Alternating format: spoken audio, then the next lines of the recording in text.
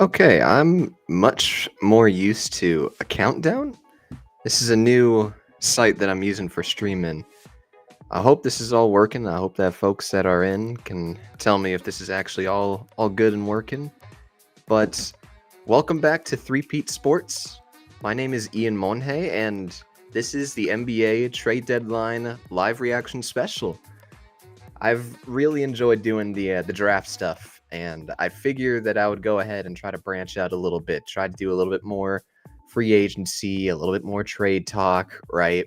So I'm looking forward to talking about this deadline in particular. You have an insane amount of moves going on around the NBA, where we have 8 total All-Stars so far being traded at the deadline, which is something you'd never ever see. We all know what the headliner is, and we'll get to that soon.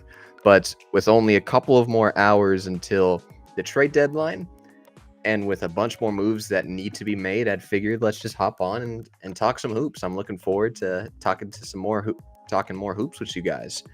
So this deadline begins and ends with the Luka Doncic trade, which I guess we'll start there as we wait for more moves to trickle in the next hour and a half, 2 hours.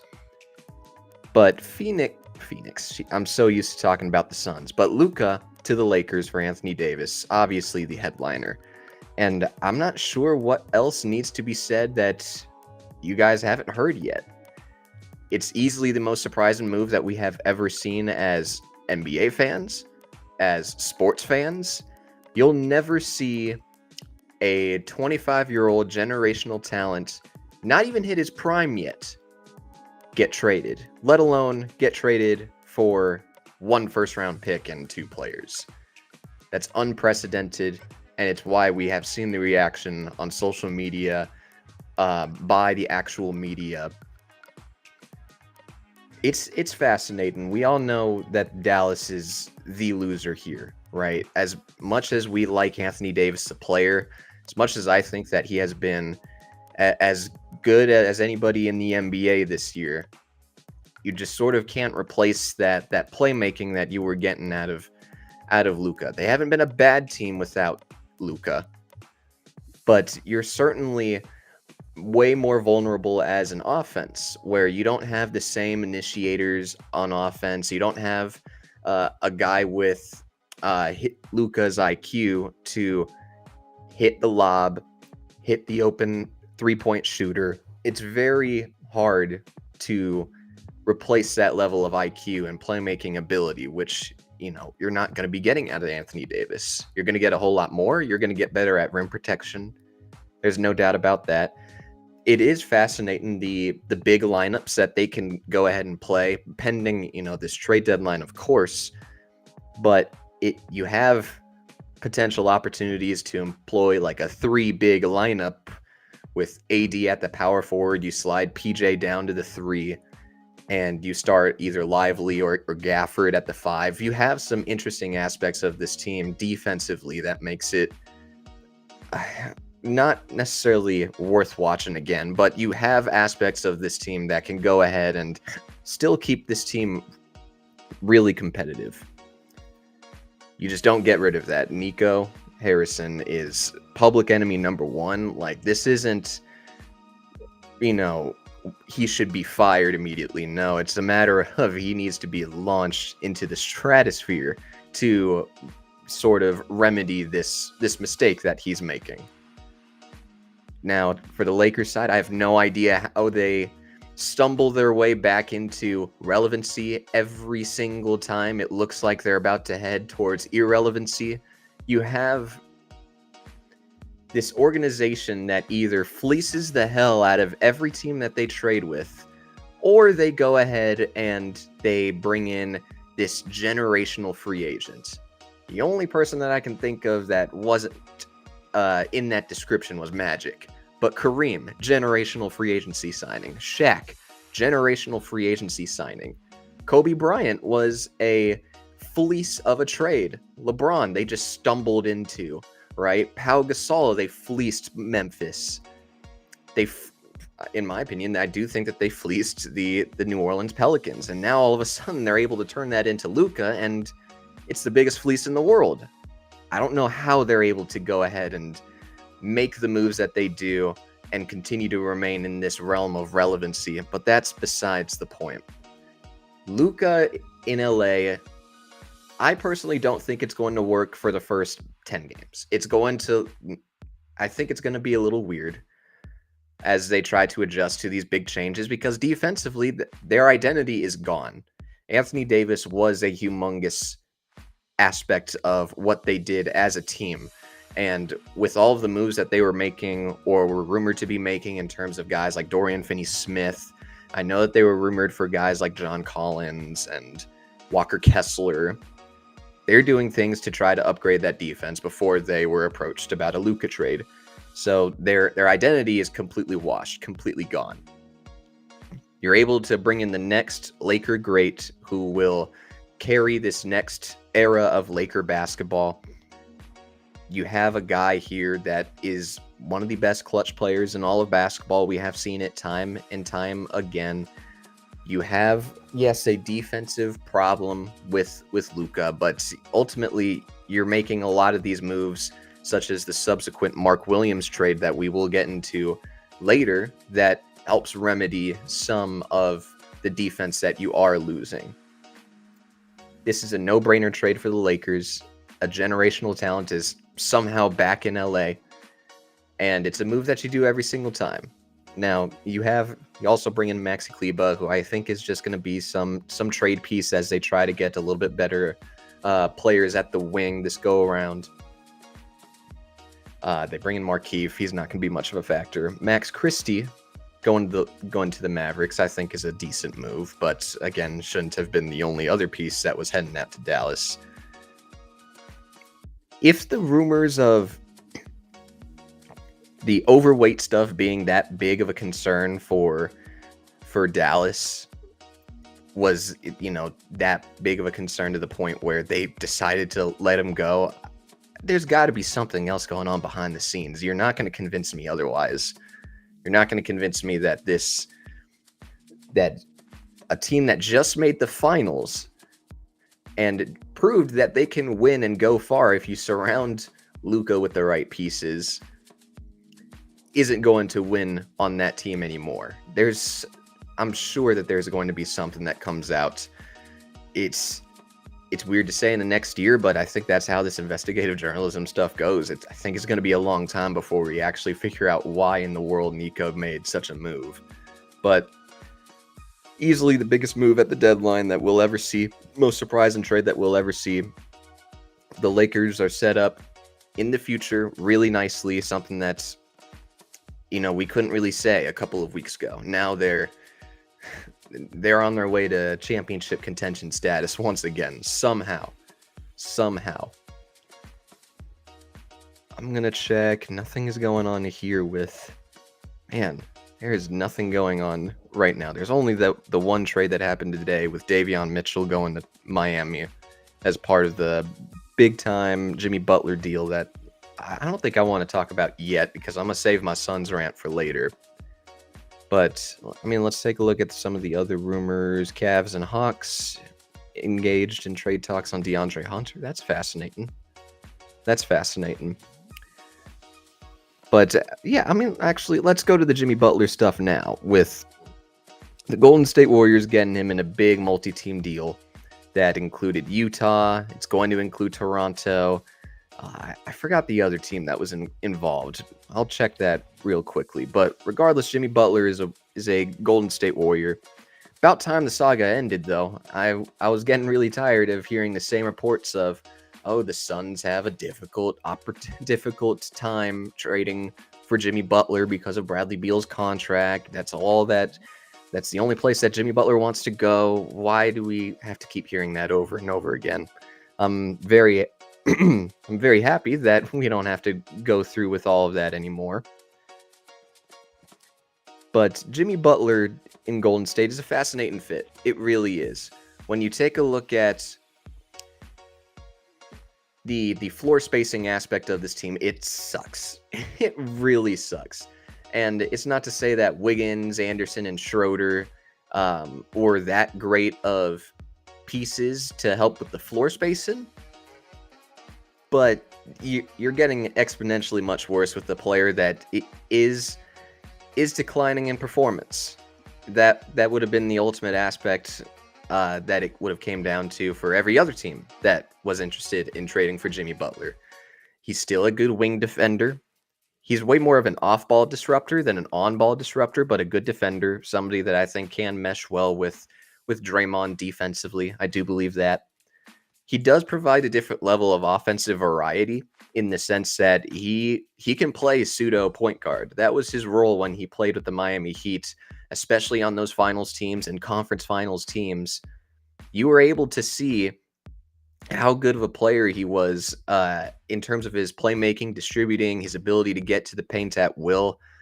It's a far larger cry than, having a guy like Steph who's mainly a jump shooter and preferably doesn't really want to get into the paint anymore. He probably wants to continue to shoot, and Butler can go ahead and be the guy who provides a little bit more variety and a little bit more size to a team that is definitely a little bit more small. Doesn't fix everything for this team, though. I mean, you are losing, a good portion of your depth. You're losing your most important defensive. I wouldn't say most important defensive piece. Pretty damn close to it, though, with Andrew Wiggins. He was a big part of this identity for a long time, knowing that he was the guy that was way more of the on-ball disruptor in these later years of Draymond Green. So to see him go ahead and leave, it's going to hurt. You're not getting that same level of defensive caliber player from Jimmy Butler. You're getting mainly off-ball stuff. I'm still fascinated. I'm still fascinated by the offensive aspect. You're still not going to be a good floor spacing team with him there.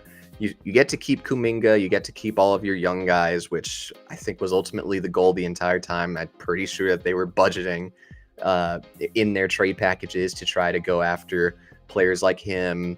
I know that they were interested in Zion, Brandon Ingram, Kevin Durant, then the big one that they were trying to go after.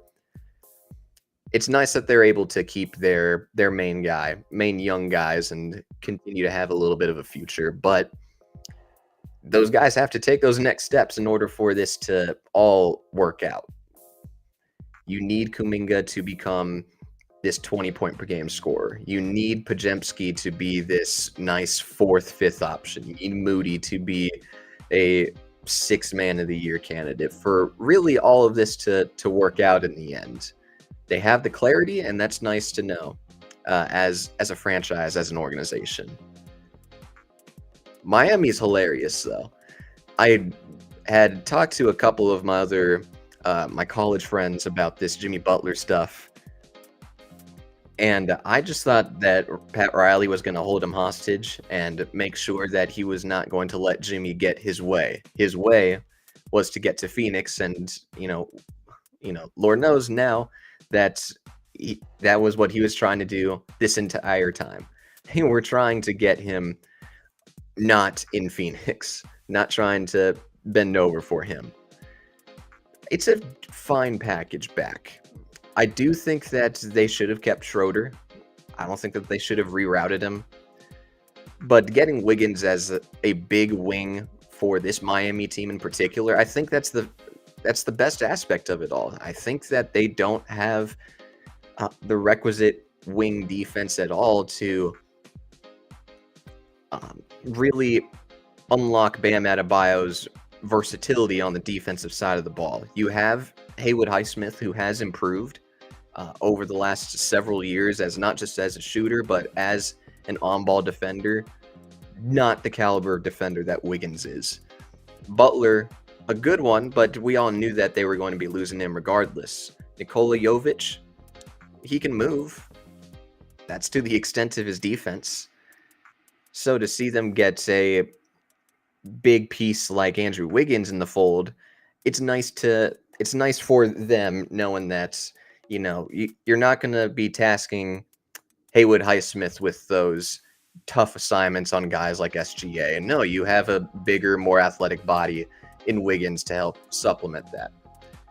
They did get Davion Mitchell as part of all of this, and I'm a fan of it. I do like Davion Mitchell. At least in the last couple of years, I've been really hoping that he would break out. I really liked him coming out of Baylor as this defensive-minded guard that can floor space a little bit. He's been playing well in Toronto this year. I could look up his stats really quickly. I know that last year was a rough year for him in Sacramento, where he lost his spot to Keon Ellis, who's finally getting playing time for Sacramento. It took long enough for them to do that, but an uptick in minutes at 25 minutes per game. Yeah, like 43% from the field, 36% from downtown. 5 assists, 6 points. It's not. Does that really say 6 points? Man, I thought that was way better. I know that early in the season he was much better as a starter when Emmanuel quickly was out. But it's a decent young piece. You understand that Miami likely wasn't going to get that package of all the expiring contracts and multiple first-round picks. You're able to supplement that with a wing that can help you win right away. You still get yourself a young piece, and you're able to go ahead and get a little bit of draft capital out of it. I'm not going to say it's a humongous win, because you definitely could have extracted more value early on if you just allowed everything to play out in a better way. But it's certainly a nice supplement package. Now, there's a couple of other interesting pieces that were sent out. Again, Dennis Schroeder going to Utah. He's not going to stay in Utah. It's certainly going to be a much larger deal that ends up being like 7 teams or so. Sorry, my dog is really... Let's say what's up to the stream, bud. Come on. Let's say what's up to the stream. But as we get closer to the deadline, let's talk a little bit more. A Brandon Ingram trade happened last night. That's, I still need my $2 from Owen. We had a little bet going on. Me and my little brother. I said that he was going to Toronto. He said he was going to Atlanta. Just making it known right here that I need my $2. But Brandon Ingram for Bruce Brown, Kelly Olynyk, a first and a second. Hell of a deal. If we're talking about it for Toronto's perspective, it's weird to see them go ahead and buy at this stage. You would expect a whole lot more of a seller's market in terms of trying to offload Bruce Brown and trying to get off of Kelly Olynyk or Chris Boucher. But regardless, those were supposed to be sellers' pieces. Championship contenders were supposed to go after him. I know for a fact that I wanted my Suns to go after Kelly Olynyk to try to dump Nurk, and I hope that happens today. We'll get to that eventually. But I think it's a fascinating piece if you're talking about it from Toronto's perspective, where now you're going to boast a lineup of Quickly, RJ Barrett, Ingram, Barnes. They still have Jakob Poeltl, who may or may not be on the trade block and be traded in the next couple of hours. Who knows? We'll see. It's an interesting lineup where you have a lot of length.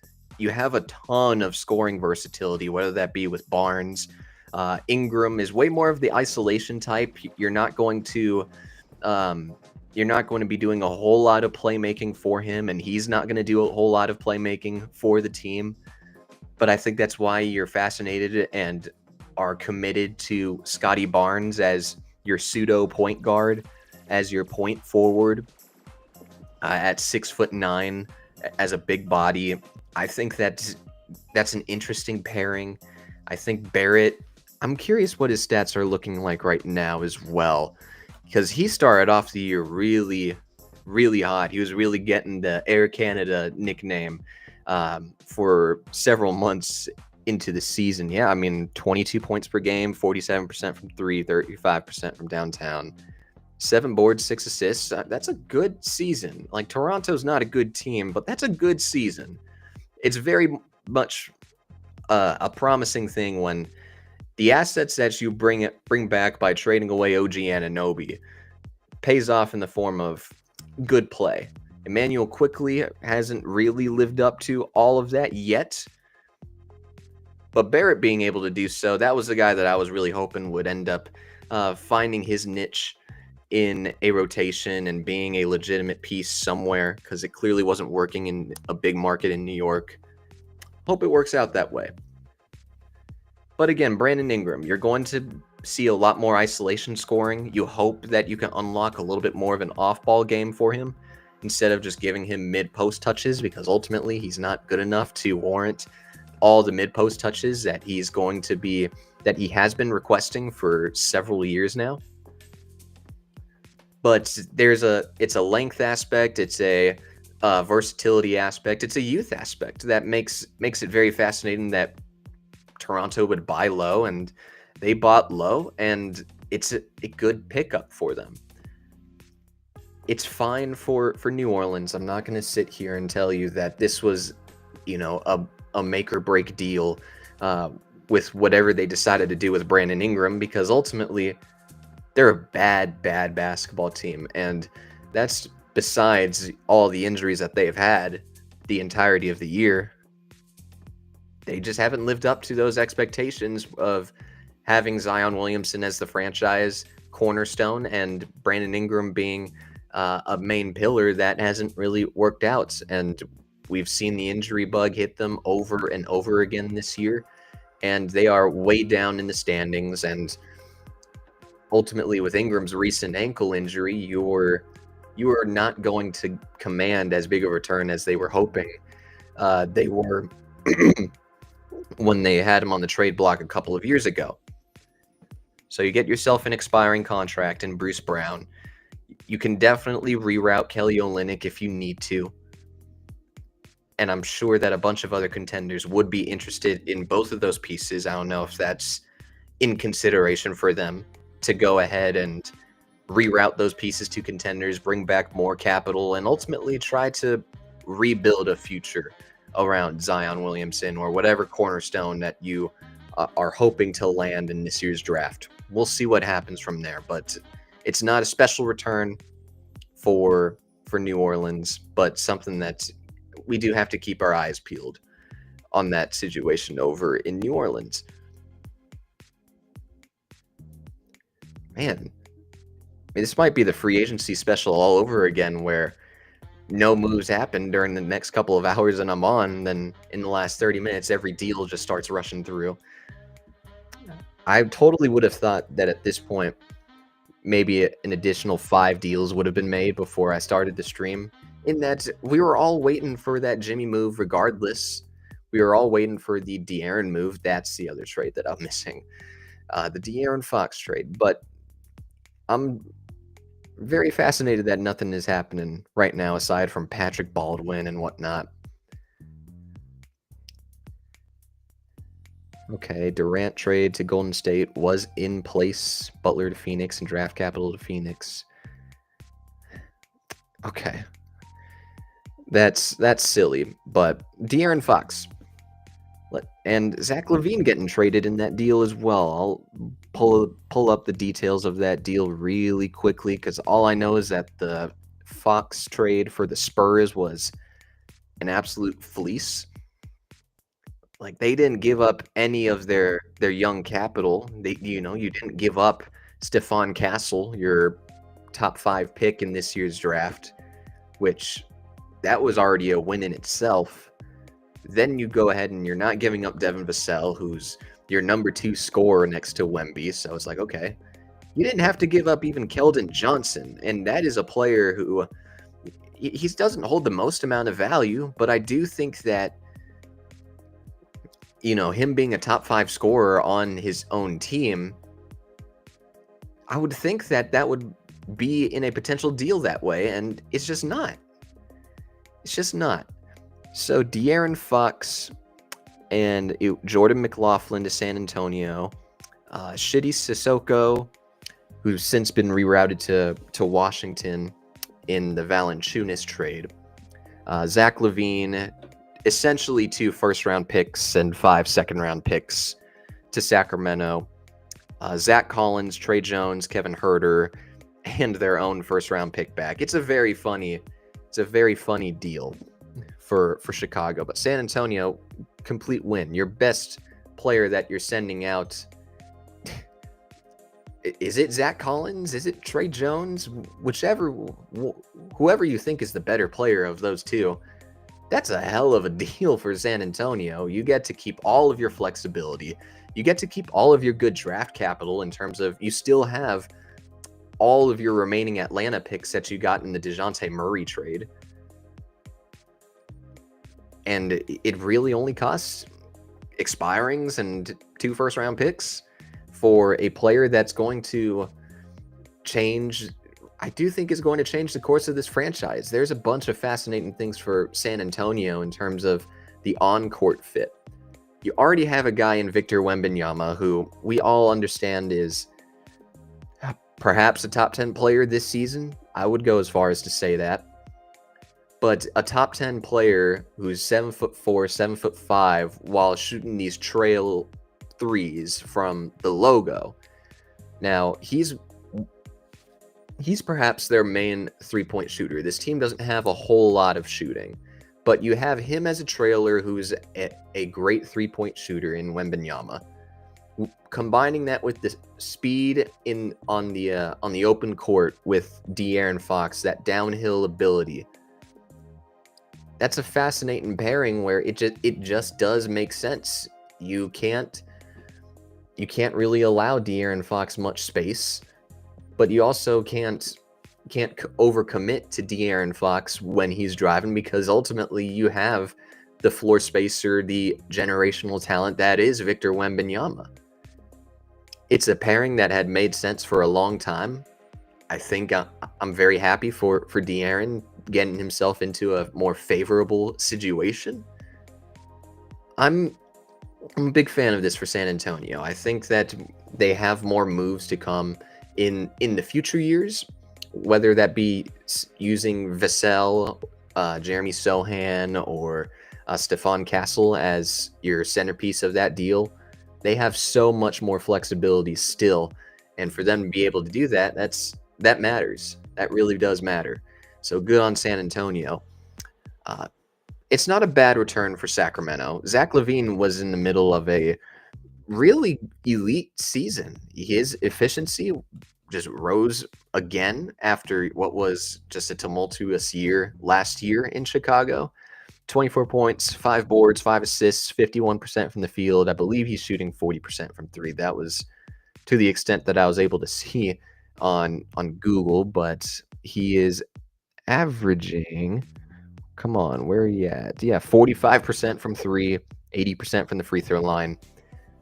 The hyper efficiency is back. Now, you understand that he's a very flawed all-star level player. You understand that the playmaking and the IQ and being able to leverage yourself in those situations, it's not as high as players like Donovan Mitchell, Devin Booker, right? You have somebody that's a gunner, somebody that's going to shoot the hell out of the three-point shot, somebody that's going to provide a lot more juice and athleticism in terms of getting to the rim. You're regardless going to be losing that with losing De'Aaron Fox, but being able to bring in another downhill player like himself and a gunner like himself, it makes sense. It makes sense from that perspective. I do wish that they got a little bit more draft capital or better draft capital, because technically it's 3 firsts and 3 second-round picks. The Charlotte pick that they acquired for this year, I think, is like lottery protected, and it's going to turn into 2 seconds, so it's not even a real first-round pick. So you get that. You have a San Antonio pick in 2027, a Minnesota pick in 2031, which ultimately I think that's the pick that they're banking is going to be a bad pick, at least a lottery pick. I think that's why San Antonio made that move. I don't think that they're anticipating that Ant stays to that point, but that's a whole nother discussion that will drag this conversation for much longer. I am fascinated. They've had Malik Monk be this sort of lead initiator off of the bench for a majority of this season. I'm pretty sure he's going to be the starting point guard going forward. I'm fascinated by that. I do think that he has a good first step. I do think that his playmaking has improved. Giving him full-time point guard responsibilities is definitely fascinating. Absolutely fascinating. Let's get to the Chicago side of things. Chicago's hilarious for this deal, where you trade away some really valuable assets, right? You have DeMar DeRozan on your team. You have Alex Caruso, who was at one point commanding multiple first-round picks. You have Zach LaVine in the middle of a career year, and you end up with how many second-round picks? How many picks? Like real picks. You were going to get your first round pick back for this year, regardless of whether or not you traded away Zach LaVine. I understand that LaVine has a pretty bloated contract. You can get so much more and so much better, whether that be in the form of draft capital or at least a piece that you can try to buy yourself into.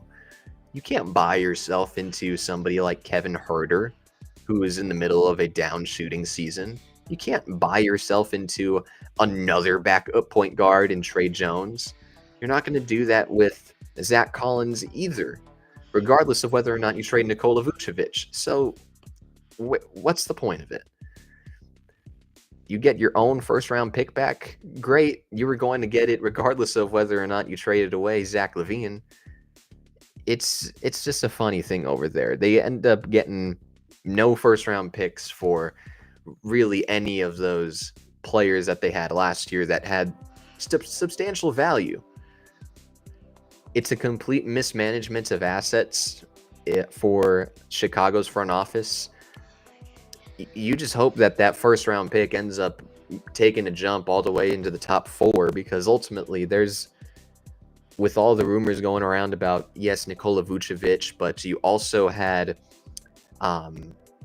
what's his face's name? Kobe White, Josh Giddey. There's no clear-cut cornerstone. You're trying to shop and trade away Patrick Williams. It's hard to say, that these guys are even going to be productive in terms of winning games, which ultimately, are they really trying to? No, they're trying to trade away pieces and trying to be bad. I get they're trying to be bad, but you can go ahead and grab something a little bit more substantial than Kevin Huerter as your centerpiece. I appreciate that. I appreciate you for reminding me that, Carson. Yeah, Kyle Kuzma trade. Kuzma, Patrick Baldwin, and second-round draft capital for Chris Middleton, A.J. Johnson, their rookie first-round pick from this past draft, first-round pick swap. Fascinating move. It's a very fascinating move for the Milwaukee Bucks. I do think that Kuzma, I don't think that his value, at least comparing it to last year, is all that substantial. When you look at Kuzma's stats from last year, which again, I'm going to have to continue to look up these players, but he was a much more efficient player on a team that was ultimately setting him up to becoming a pretty decent number 1, number 2 for Washington. Let's see, 46% from the field, 34% from downtown, but that was on the second highest volume of his career. 78% from the free throw line, 22 points per game. Yeah, he's down 7 points per game this year on 4 less attempts, on worse efficiency everywhere. I do think that this was all done in the form of trying to offload a ton of money that you were owing to Chris Middleton, whose knees are beyond cooked. And I think everybody in the organization understood that he was not going to be back to the level that you were hoping for and getting out of him especially when you traded for Damian Lillard. You expected him to be this really good off-ball third option, and he hasn't really been available to do that. And it is a shame that you had to attach A.J. Johnson to it. This was a young guy that they did have belief in. And, it's definitely a little bit more steep of a price if you're just looking at it in the form of you're mainly trading for Kyle Kuzma, who's in the middle of a down year. It's not amazing. It's not amazing, but I do think that Kuzma provides some very interesting things from a lineup perspective that we may as well get into right now. I do think that you're going to see a lot more Giannis at the 5, Giannis at the center position. I think Brook, if I were to look up Brook Lopez as well, I need to figure out a better way to figure out these stats on the fly. But I don't think Brook is having that great of a year this year either. 12 points per game, only 5 rebounds. Yikes. 48% from the field, 37% from 3, 80% from the free throw line. Not bad. And he's still getting his 2 blocks per game, but you could definitely tell that the mobility is not there. And with a team that's already losing a lot more defensive pieces, I think you are going to see a lot more Giannis at the 5 and play a little bit more of your good wings. You still have Taurean Prince out on the wing, who is having a really great shooting season this year. Kuzma being a floor spacer to some extent. It may or may not work in a new situation, but as we've seen with a lot of players in bad situations, if they enter a good situation, they're going to have an increase in their efficiency with a new role, a more clear-cut role than they had on the previous team that they were on. It's a lot more size, it's a lot more athleticism, it's a lot better of a health issue with Kuzma than you had with Chris Middleton. You have the opportunity to play bigger lineups, which I think was ultimately what they were trying to go for this entire time. As much as I tried to bait you, Carson, into thinking that Bradley Beal was going to be your savior, it's going to be Kyle Kuzma, and that's just as fine of a pickup if you were just trying to offload Chris Middleton. Now, for Washington, it's nice to get that young piece in AJ Johnson, bring in some young capital. I don't believe that they're going to keep what's his face name, Chris Middleton at all. I think that they are going to try to reroute him somewhere. I have a funny theory on that, and I'll get into that soon. But Middleton, it's a shame that his injuries have really caught up to him, because just a couple of years ago, he was essentially turning into Michael Jordan in the NBA Finals in terms of shot making. It was really impressive what he was able to do against that Suns defense that really was doing everything that they can to stop him as the perimeter scorer, and they just couldn't. And it's a shame to see multiple knee surgeries completely derail his career. I hope he ends up finding a better spot. I really liked the Miami spot before they traded for Wiggins, but I think that they are going to try to reroute him again. You could probably get some more second-round capital out of it, continue to rebuild. I think that's fine. I think that's ultimately fine in the end. Like, I don't think I need to go over the on-court fit about that, just because I don't think that he's going to be playing there, and if he's still there past 1 p.m. Arizona time, he's not going to be playing for them. So I hope he ends up in a good situation, because he definitely is a franchise legend for the Milwaukee Bucks, and you certainly need something to pay him back for. You don't want to just let him rot in Washington. Man, Shams needs to get on the Twitter feed. All I'm seeing is Caleb Martin talking about his right hip sprain. When is he gonna be back? That was an interesting deal to see Caleb Martin going to Dallas for Quentin Grimes in a second. You know, Grimes has been a very fascinating player in the last several years, in the sense that, hey, he had a really great second season with the Knicks as the starting shooting guard, as a legitimate catch and shoot threat. And he goes ahead and gets hurt early in his third season with New York, gets traded to Detroit. And I'm like, I like that pickup for Detroit, knowing that he's essentially the centerpiece of a Bojan Bogdanovic trade. I kind of like that. Plays a couple of games. Then, they're trying to tank, so they shut him down the rest of the year. They trade him to Dallas. And at the beginning, I was like, okay, yeah, he's not going to be back to that second year form with the Knicks, because he, at the beginning of the year, lacked a good amount of confidence in himself, in his shot, to be able to progress in a way in which Dallas would hope, next to a guy like Luka Doncic at the time. And I thought that he had been playing pretty well in the last couple of months from a shooting perspective. He had been gaining the trust of Jason Kidd as a guard. I think that he was doing really well. Yeah, in the last 10 games, he's shooting 41% from downtown.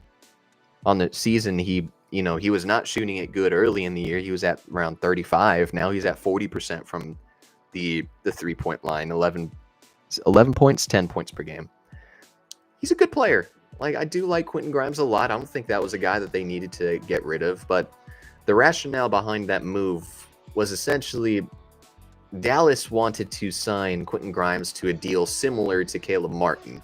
And once they weren't able to do that, and that they weren't going to be able to negotiate well or in good faith with Quentin Grimes going forward, that they would try to bring in a player who is on a contract similar to Caleb Martin. And so they traded for Caleb Martin, who is on the preferred longer-term contract. And Martin has, aside from playing against Boston this year, he hasn't really been all that great of a player for Philadelphia, or at least on the level of him being the starting power forward and being something noteworthy next to Paul George, Tyrese Maxey, Joel Embiid. Like this season, down efficiency at 43% from the field. His 3-point efficiency went up a little bit. That's surprising, but okay, that's on less attempts per game though.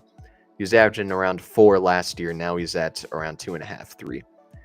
On 38%, it's not bad. 62% from the free throw line is rough. That's rough. But you get him to become this switchable swing defender, and I think that's ultimately what they were trying to go for. They need more versatility, more switchability, something that I don't think that, aside from Najee Marshall, and especially after the loss of Derrick Jones Jr. in free agency, who has proven to be such a massive loss for this team, this organization, they bring in something similar to that. They bring in somebody with a similar archetype. And I think that's a good thing. That's a very good thing for Dallas, especially since they're really trying to buy into this defensive mindset that I don't agree with, but I think that is, regardless of whether or not you made a Luka trade, is still good enough to bring in a better switchable wing defender. And I can see why they were a little bit fed up with the Quentin Grimes contract situation. Now, Quentin Grimes in Philadelphia would be fascinating. Like Jared McCain being out the rest of the season it's a bummer. It's a bummer. You don't really have much of a 2-guard off of the bench after the fact. Or who knows, he might start. No, that's going to be Oubre. I forgot. Kelly Oubre starts a lot more next to Paul George, but he's certainly going to get minutes ahead of Eric Gordon. And Gordon has not been really remotely good ever since the second half of the season with the Suns last year. So it's a good deal. It's a very good deal for Philadelphia. I liked the floor spacing aspect. I think that you do need to surround Embiid with a ton of floor spacing, and you're able to do that in the form of Grimes. That's really to the extent of his skill set until he shows me otherwise. Dalton Connect trade. Yeah, thank you for getting me back on track to talk about the Lakers. What a fascinating deal that trade has ended up becoming. When you look at, there's a lot of folks talking about Durant on my Twitter timeline, that teams are making aggressive calls for Durant. They might do that behind his back. Who knows? But Dalton Connect, Cam Reddish, an unprotected first, and a first-round pick swap going to the Hornets for Mark Williams. It's such a fascinating deal because ultimately we all understood that after the Luka trade, you were going to be without a good center. Jackson Hayes is not a good center. Neither is Christian Wood. And Jared Vanderbilt, I like the wing defense that he would provide, but he's a humongous health issue. The risk comes in the form of Mark Williams is a humongous health issue. He's only played in 90 games through his first 3 seasons of his career. That his back issues are a legitimate concern. So you go ahead and you trade for Mark Williams, and regardless of the gamble that they're taking, I like the gamble a lot. He, in the last several weeks, has been electric as a post scorer. He was feasting on the Phoenix Suns. I think in both. No, Nick Richards was the one that destroyed Phoenix in the first game, and then completely destroyed Phoenix in the second game. Mark Williams. I need to look up the last 10 game stats because he was really good in these couple of games leading up to the deal. Yeah, last 10 games, 18 points per game, 10 boards, 1.5 blocks, 50% from the field, 82% from the free throw line. He's an athletic center. And when you look at what Luka has been able to do successfully on this team, on this organization, or for Dallas, what has made them successful, bringing in Lively and Gafford and bringing in vertical spacing has really done wonders for Luka, because we all understand that he can make the pass out to the perimeter, but you can't just be a perimeter shooting team like how perhaps the Phoenix Suns are, right? You need offensive versatility everywhere, and having the vertical threat next to Luka, it very clearly opened up everything for the Mavericks last year. And there was nobody on this roster for the Lakers post Luka AD trade that was going to help him out in that department. Regardless of whether or not you believe in the athletic traits of Jackson Hayes, does not defend anything about how he has not been a very good NBA player for a majority of his career. Mark Williams is a talented NBA player who has that vertical spacing ability, but he also has a little bit of post game as well. He can bully down low. He can finish at the rim. That's been made very clear in the last several months now that he has been healthy. So it makes a ton of sense. It's a bigger gamble, like I said, because ultimately Nick Claxton is on the trade market. What's his face's name? Jakob Poeltl is on the trade market. Walker Kessler was a guy that they have been interested in for a long time. But you bring in somebody that's a little bit more on Luka's timeline, while also being able to bring in a player that it ultimately is more talented than all three of those centers that I mentioned. It's a gamble, but I like the gamble that they're taking. Charlotte is funny. In a way, I do like Dalton Connect a ton over in Charlotte. I'm not going to say what I said in a text message to one of my college folks, because that's just going to ruin all credibility that I have there. But I think that the fit next to LaMelo and Brandon Miller is a very fascinating one, in that you have your playmaker in LaMelo Ball. You have your all-around scorer, your current-day, modern-day scorer in Brandon Miller, and then you just have your sharpshooter in Dalton Connect, and the fit between the three and having a little bit more clarity with what you want at your two-guard spot, it's nice, it's fascinating. I like the fit there a lot when it comes to Connect next to Ball and Miller. I am fascinated and curious why they decided to bring in or trade away both of their promising centers in Mark Williams and Nick Richards. I thought for sure that after the Nick Richards trade, it was, okay, they'll try to trade away Cody Martin. Maybe a team is interested in Micic or Trey Mann. And that would be to the extent of it. But now, in the middle of their rebuild, they're continuing to enter rebuild mode and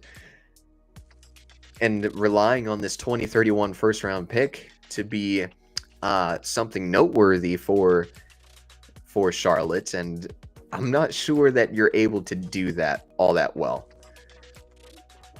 I think that you really have to nail this next pick in the draft, because ultimately you're still going to be in rebuild mode. You're not in a very good spot to compete really anytime soon. At some point, you're going to have to build up better habits into these Charlotte players who have been known, especially in the last 5 years, as a team and an organization that um, doesn't have much of structure in their organization, whether that be their on-court play or just their overall habits in practice and the things that I have read. You hope that eventually that they would be able to get out of this rebuild and start winning these games with the talented players that they have. They got to do that soon, though. Like, they can't continue to just churn out rebuild after rebuild every single season. I'm fine with it. I like that they were able to get back a decent haul and bring in a young piece and connect, but ultimately they got to stop entering themselves into further rebuilds, because that would be ridiculous. I did want to talk about the Suns really quickly, simply because they're the most fascinating team left at this deadline. We all understand that Butler wanted to be in Phoenix. All of the rumors and all the things that he was doing was him trying to force his way to Phoenix. Perhaps it was the only avenue that they had to really keep Kevin Durant and continue to remain competitive. A lot of the talk, particularly from Brian Windhorst, who I trust a lot in the NBA media, the way that he was speaking about the Suns' genuine interest in Jimmy Butler was all connected, and he kept connecting it to the contract extension that Kevin Durant can get in this summer, which makes me think, okay, if you're going to allude to the fact that Kevin Durant is not going to sign an extension if you don't bring in Jimmy Butler, that was a scary situation to be a part of. And we all understood how difficult it was going to be to trade away Bradley Beal, who I do think there's so many complex thoughts that I have about him, and I know so many people have complex thoughts about him as well. But it was always going to be really tough and ultimately unreasonable to do so, because there was not going to be much of a market there for a team to take on Bradley Beal's contract. They don't make the trade with Bradley Beal because ultimately they can't move him. Then they decide to nearly trade away Kevin Durant for the poo-poo platter that was going to be offered up by Golden State to bring it back Kevin Durant to the Bay Area. Durant shuts it down. Then you almost trade Kevin Durant again for Jimmy Butler, and you back yourselves out of it. This is all behind Durant's back, mind you. You know, Durant didn't request out. He really likes Phoenix by all of the talk that has gone down in the last several days now. And all of the targets that I have been hoping that Phoenix would go after post Nick Richards trade, which was a trade that I liked, are slowly getting away. You know, Kelly Olynyk for Yusuf Nurkic it's no longer, and is likely no longer going to be, a thing. Yusuf Nurkic for Jonas Valanciunas is no longer going to be a thing. You're likely not going to trade Grayson Allen because they value the shooting that he has.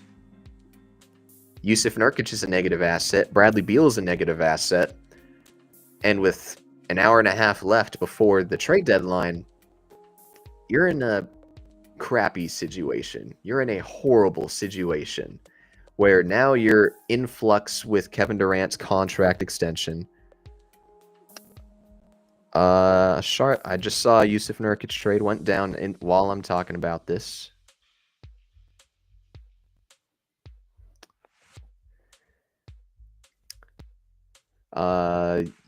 Phoenix Suns are trading Yusuf Nurkic and a 26 first-round pick to Charlotte for Cody Martin, Vase, Micic, and a second round pick. Okay, so that's funny.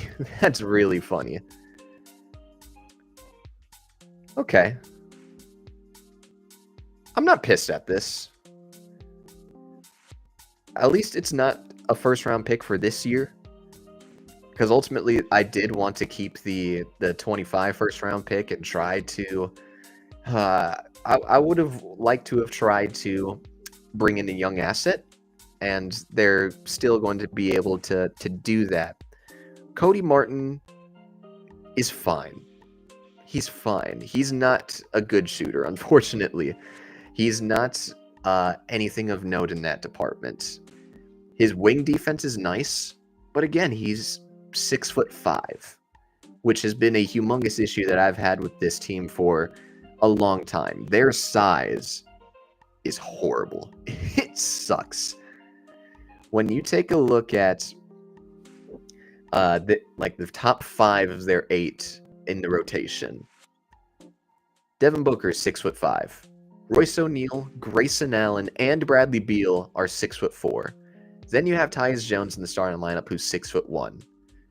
You need tall, big, athletic players.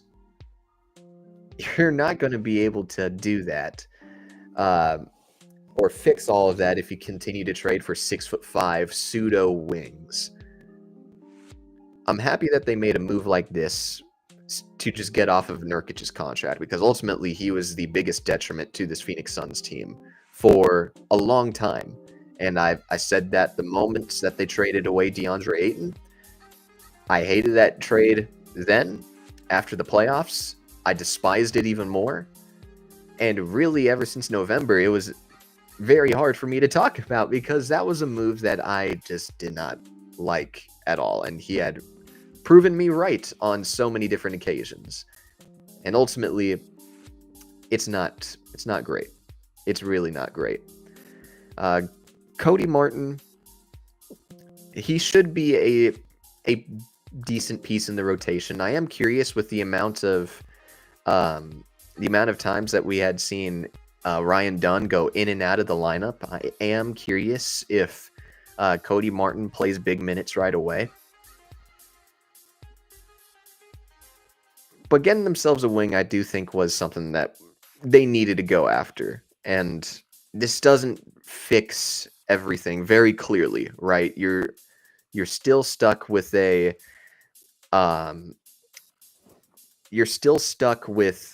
number of players being shorter, but you get yourself a much more playable player than you had with Jusuf Nurkic.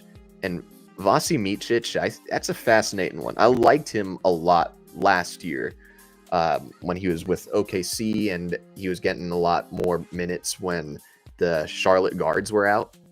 He hasn't played a whole lot this year when you consider, they're putting a lot of emphasis into their youth. LaMelo Ball has been relatively healthy for a majority of this season, but Trey Mann ahead of him in the rotation, Nick Smith Jr. ahead of him in the rotation.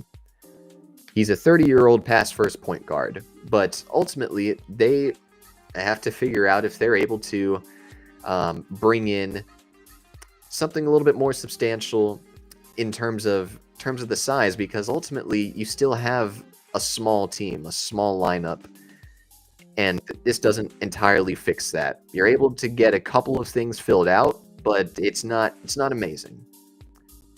It's not amazing. They'll still probably end up as the 8th seed, 9th seed in the Western Conference and end up having to blow it up anyways in the offseason. But I think that this was definitely a fine return. It was definitely a fine return. So about time we get a damn move to happen. And I'm happy it came in the form of Nurk being off of my team. But still, a lot of stuff talking about this KD, about a potential Durant trade, at least with the stuff that I'm reading on Twitter. But yeah, you're still stuck in a weird situation with Durant, where you decided to shop him behind the scenes, and that he had no idea about it. You let arguably the most talented player in your franchise's history You decide to try to sneak him behind his back, and it results in the form of, a little bit more unhappiness and restlessness. You could tell that a majority of this off season, that a majority of this season, that a lot of the folks around the team were bothered by all of the rumors that were going on with Bradley Beal in the mix. Now, in the last couple of days, you have a ton of Kevin Durant noise. It's not great. It's not great for the morale. It's not great for really anybody involved. And you certainly have to look at all of this and think, what does Devin Booker think about all of this? And as much as I believe what he says in terms of, he wants to stay in Phoenix his entire career, all of that is able to change like that. And you have to make all of these moves be flawless. You have to be sure that all of these things hit, because ultimately everything that you have done post Kevin Durant trade has been a complete miss. And it's unfortunate. It's unfortunate that not a lot of this has worked out, but you have to be able to make all of this work out in the end in the form of continuing to keep Devin Booker in Phoenix long term. If you're going to continue to have this loud of noise come out of the organization, that's not going to be anything of note for Book to stay here. A lot of things are in flux in Phoenix, and it makes me nervous. It just to be vulnerable there, it does make me nervous to see that potentially happen.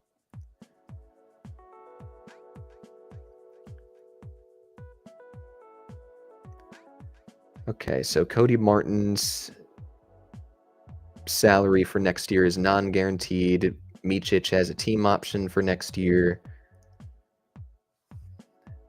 Now we have 3-point guards. Yeah, I see that. I am curious how tall Micic is. I thought he was much shorter, but maybe I'm wrong on that. Okay, 6'3". Somebody was talking about him on Twitter as if he was 6'7". I just thought, no way, he's 6'7", because that would be great to have a 6'7" point guard off of the bench.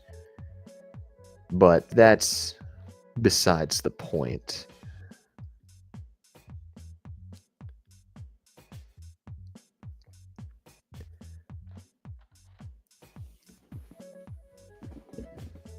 Let me look up more of the trade deadline moves that have happened really quickly.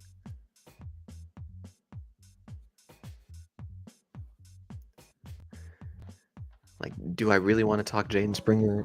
Jonas Valanciunas, one of the Suns' targets, ends up going from Washington to Sacramento for Sissoko and what's his face's name? 2 second-round picks.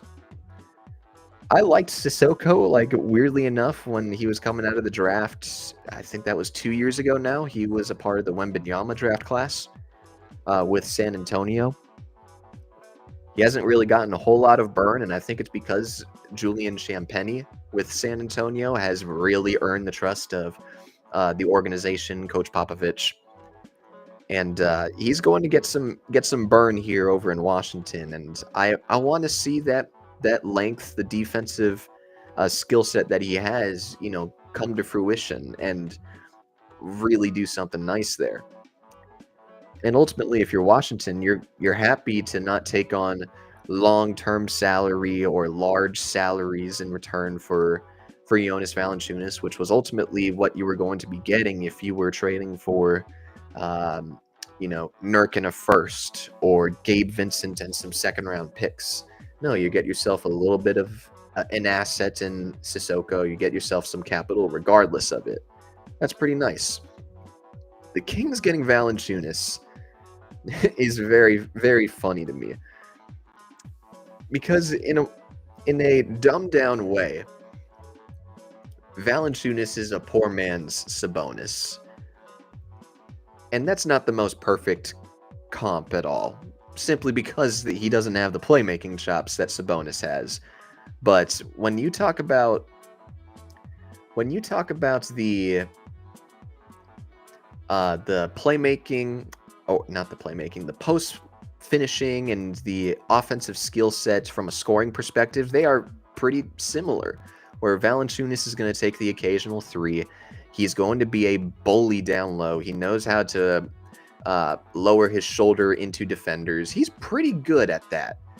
And this is a team that, throughout the entirety of De'Aaron Fox's tenure in Sacramento, they've had a really tough time bringing in a legitimate backup big. And when you talk about the backup bigs that they've had, it's Trey Lyles, who's not very good anymore as a floor spacer. Alex Len, JaVale McGee was a player that they were hoping that would work out last year, and that didn't work out either. Valanciunas is a good backup big, and yeah, De'Aaron Fox is gone, but you have a lot. I think that you have more playable players on this Sacramento team that makes this all very, very fun. I'm not totally all the way in. I'm not all the way in on Valanciunas being the player that sort of turns the tides, but I think that's a good backup center. I think they become a lot more playable. Is it possible for KD to get traded to the Bucks? If so, what would it take? Well, now that you can combine contracts, because that was really the move that you were trying to do with Middleton. You were trying to get out of the second apron so that you can combine contracts to bring in a bigger salary player. Ultimately, you're not going to get him at a discount. As much as I'd like to think that we could just trade Durant and 3 firsts for Giannis, as much as of a pipe dream that is, I think that there really isn't a pathway for Durant to the Bucks. I just don't see that why they would be interested. Phoenix in particular would be interested in coveting Brook Lopez and Bobby Portis as your headlining package. Plus, I don't know if I think a lot of your draft capital was drowned out by the Damian Lillard trade and the Drew Holiday trade from a few years ago. That was a lot of capital that the Bucks gave up, and I only think KD to the Bucks. I say the Giannis thing as a joke because we all know that will never ever happen. But I seriously would not be surprised if the Suns said, the only way we trade Durant is if we get Giannis. Especially when you know how much of a sicko this Suns owner is. You would think that he had maybe 6 cups of coffee at 5 a.m. The dude is juiced in every single conversation that he has, and I would not be surprised if all of that energy was transferred in the form of him trying to go after Giannis. So unrealistic is how I would describe it. No chance. No shot that it happens.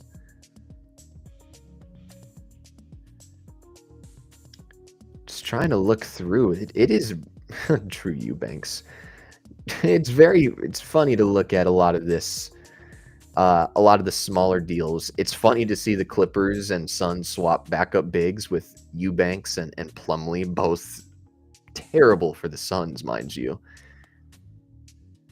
But they're bad backup bigs, and it's funny to look at, the irony of it, where the Clippers fans were trying to warn the Suns fans, hey, we really don't want Plumlee on this team anymore. You guys are going to hate Plumlee. And now we're sitting here as Suns fans saying you are going to absolutely despise Drew Eubanks and everything that he does as a player.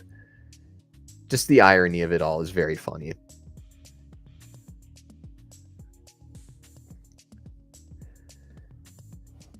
But yeah, keep hitting me with some questions as we just sort of wind things down relatively soon. I mean, it's weird that there's only been 2 trades today on deadline day. You usually see a lot more activity from certain teams.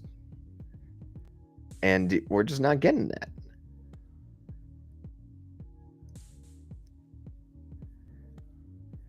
You know what's funny about this Nurk trade? The Suns, they were trying to get Cody Martin with Nick Richards when they originally acquired Richards back on January 15th.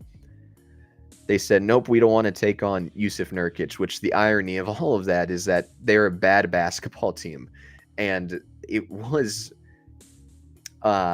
we were thinking there's no shot that a tanking basketball team refuses to take on a player who is perfect as a tank commander in Yusuf Nurkic. All for them to end up with Yusuf Nurkic anyways. But, Jesus, if you really think about the totality of all of this, it's a Kogi, Nurk, a first, and 3 second-round picks for Nick Richards, Cody Martin, and Micic, and 2 second-round picks. The irony of all of that is very funny. But I figured that they would try to circle back on it with Charlotte pretty much watching their cornerstone and Brandon Miller go out for the season again, but with a wrist injury. It made sense as to why they kept circling back to Martin, because ultimately he does have a defensive-minded skill set that does work out with a bunch of contending teams, really anywhere, or teams trying to remain in contention. I wouldn't even call the Suns contenders, let alone pretenders, mind you.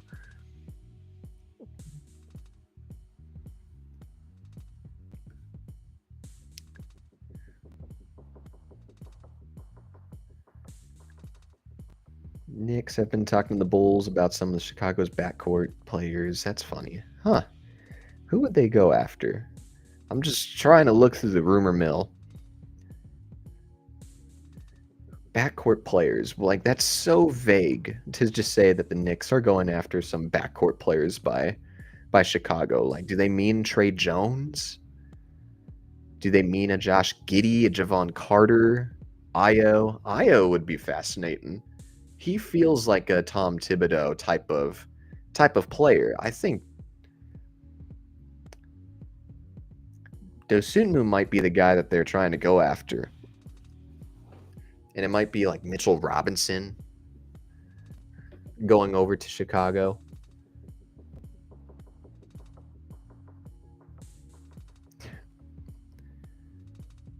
Whoa, that's a deal.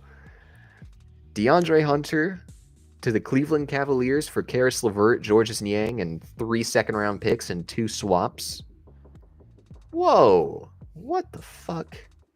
Excuse the language. I dig that a lot for Cleveland. Wow.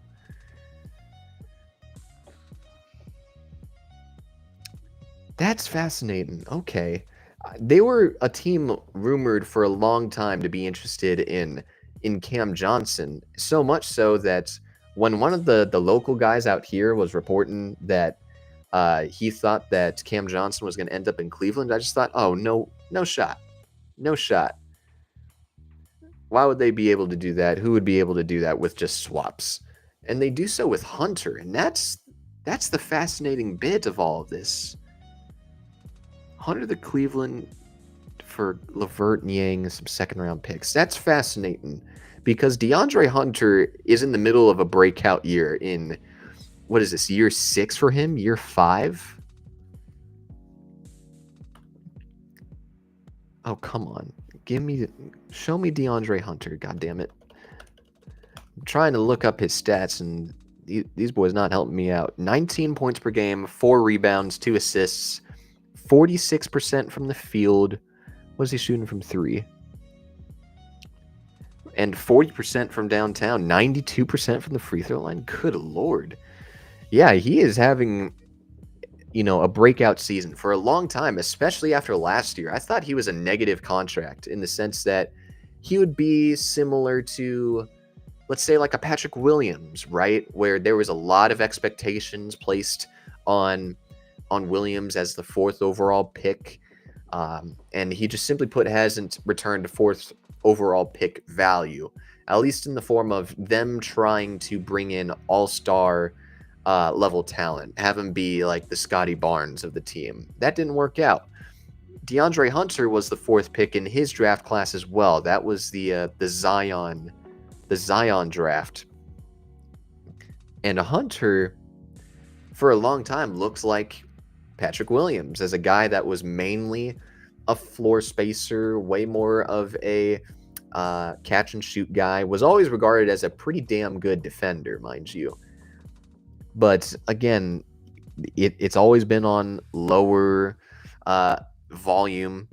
He had only attempted around 10 to 11 shots per game. He's at 13 this year, but he's shooting everything at a much more efficient rate. And he's doing all of this off of the bench for the most part. He's only started in 4 games, 19 points per game on 46, 40, 86 shooting splits. Averaging about a steal per game. Not much of a fouler. He's averaging the lowest amount of fouls in his career.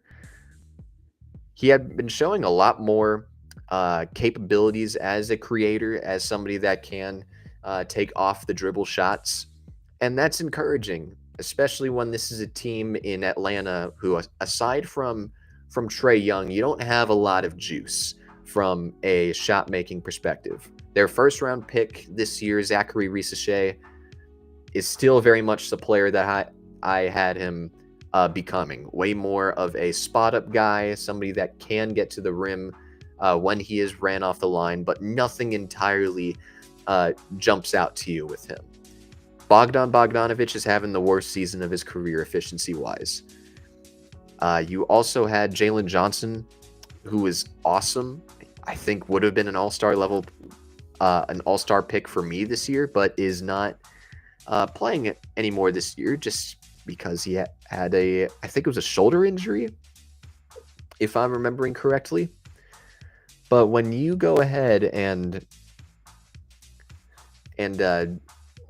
see this development, progress for a player like Hunter, who had always just been regarded as a 3-and-D trait, 3-and-D candidate, it's kind of hard to just let him go for multiple second-round picks. And Karis LeVert, who's a fine player, he's this fine 6-man.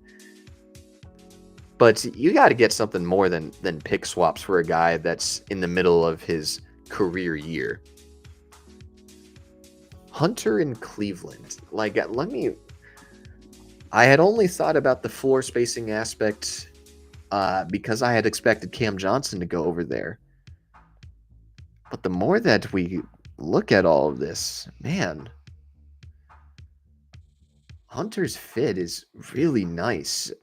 I had complained the last 2 years about how this team on the wings, they're not big.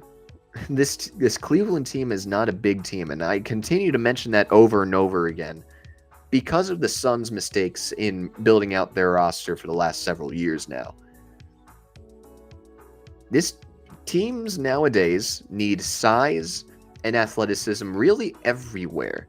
If you're an undersized guard like perhaps a Tyus Jones is, or a Bradley Beal is, or in Cleveland's case, Darius Garland is, it's pretty imperative that you surround them with big athletes. And what's funny about all of this for Cleveland is that for the last couple of years, it's either been guards or it's been bigs, right? Jarrett Allen and Evan Mobley is their big man duo. Great defensive pieces. Ultimately, pieces that will help out Donovan Mitchell and Darius Garland a ton on that end and benefits them. And, the big man tandem benefits those two the most. Darius Garland and Donovan Mitchell really do a bunch of the offensive work, a lot of the offensive load, which helps out the big men in a lot of different ways. They never had the in-between stuff. Because ultimately, Max Strus, as much as he started at the small forward last year, is a 6'5" shooting guard at the end of the day. Karis LeVert is a 6'6" light shooting guard at the end of the day. And for them to go ahead and make a move finally for a bigger wing, a 6'7" wing, in the middle of a career year on every single aspect, that's a good deal. You continue to look at his fit. I don't think that he's going to be doing a whole lot of creation. But who knows? I mean, there's a reason why they were totally okay with sending away Karis LeVert, who is way more known as a creator than as a catch and shoot guy. Hunter can do both. But I am curious, with Strus still being over in Cleveland, if Strus, yes, he's going to continue his catch and shoot role. But Hunter might still be more of the creator that he was over in Atlanta this year. I think that's a good trade. I think you're benefiting every single party in the long run. Your defense does get better. It makes a lot more sense to have, these bigger athletes next to, in between your bigs and your guards. It's about time they added the size, and I think that's good. I didn't think that they would make that big of a trade just because they're already really great as a team. They have the best record in all of basketball. Yet they can go ahead and make a move like this and go all in and fix an issue that they had for a long time now. Good on them. Good on Cleveland for recognizing a weakness and addressing that directly instead of just holding it off and thinking, oh, continuity is the way to go. Good on Cleveland. Good on Cleveland. Atlanta, I think this is just a sign that they're going to let this season go. They were in the mix for the likes of a Brandon Ingram before he ended up getting traded to Toronto. And this was post Jalen Johnson injury, mind you. Johnson, again, is out for the season. And for him, for the team to continue to try to buy was fascinating, but I understood it. If you were able to buy low on a Brandon Ingram for, what the price tag ended up becoming, I think that would be totally fine to go after him. But now you go ahead and you make this move, and it's a shame because you were in the middle of a pretty solid season where you're in the play-in mix, and you have great positional versatility on the wings, whether that be with your defense or with your shooting and your wings. It's pretty nice, the luxury that they had here.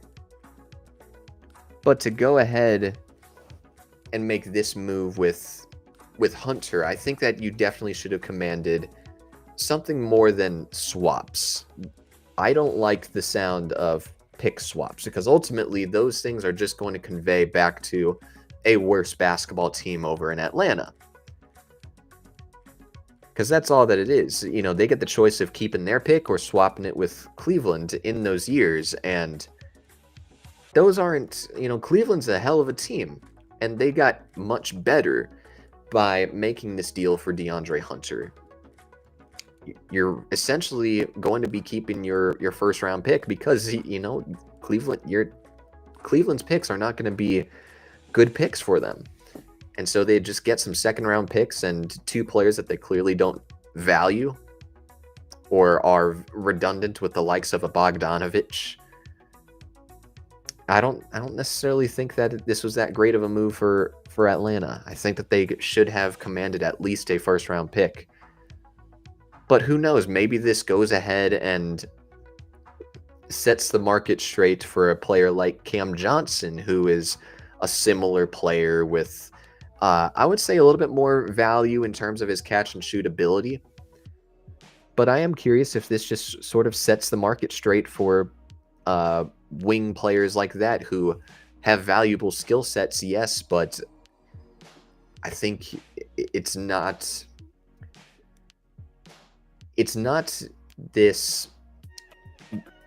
players that are valued at 2 first-round picks or 3 first-round picks, like how a bunch of other teams in the past tried to value those types of players, like how an Anunoby was, and currently right now, like how Cam Johnson is.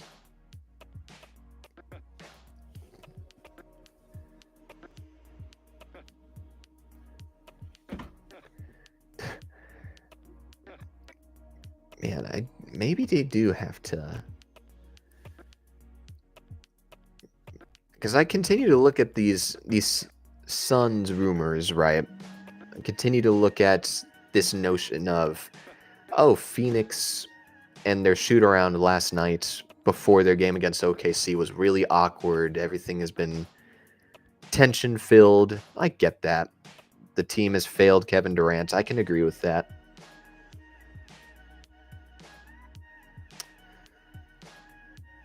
Yeah, you might just have to rip off this Band-Aid. Everything is just very, very toxic. This is not a good situation. You might just have to rip off this Band-Aid, especially since you're trapped.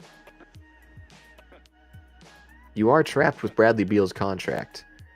I understand that's a move that you made with Nurk to try to get better.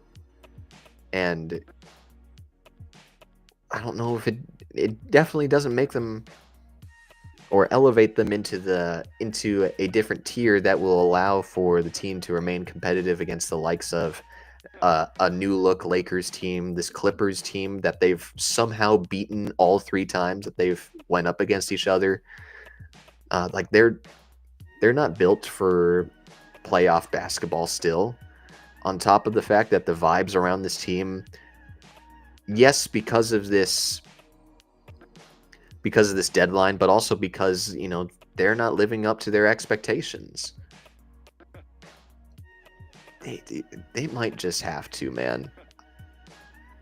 They might just have to get this thing over with and do all of it. Like, it sucks to go through all of this because I've been the guy that has hammered the table for them to continue to try to be competitive, try to win,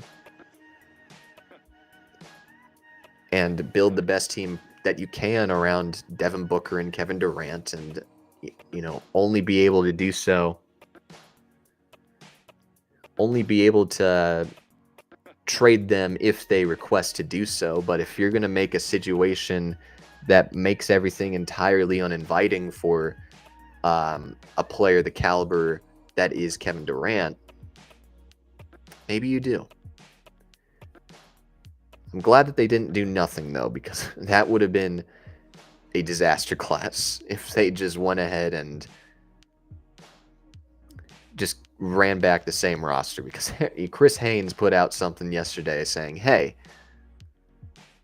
the Suns are fully prepared to move forward with this current roster because of the difficulties and the constraints that they have.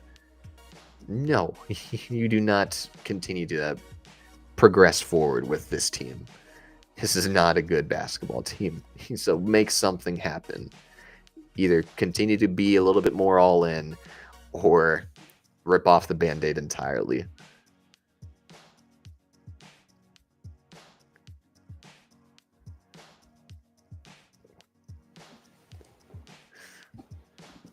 I will say, I do want to take a look, because the Spurs trade for Fox that I mentioned earlier, as we continue to wait for more deals to come in, that might be the deal that has the most amount of impact for the rest of this season. I need to see the standings for the Western Conference, because I think that they could go on a very legitimate run. They're 12 right now, 2 games behind the Suns, the Warriors, and the Kings. 2.5 games behind the Mavs. Like, I don't think that this is a team that you can entirely mess with if you're one of these top teams, because ultimately, again, we continue to talk about the speed that Fox has. You continue to talk about the floor spacing and the trailing that you're able to get out of Wembanyama. Like, I want to see the strength of schedule for these NBA teams. I know that the Suns have the hardest remaining schedule in all of basketball, which, is just the luck of the draw, right? They end up being very middling for the better part of the easiest month of their schedule, and now they're back at 500, and they're going to be, and they haven't looked competitive at all against really any of these teams, these top teams like Cleveland and whatnot. Okay, so San Antonio, the 19th strongest schedule left in the league, barely outside of the top 10. I really think that they could make a legit run, man. I think that they could go ahead. They're definitely going to get into the play-in. I feel very confident about that. And then if they get into the play-in, if you're just going to continue to look at all of these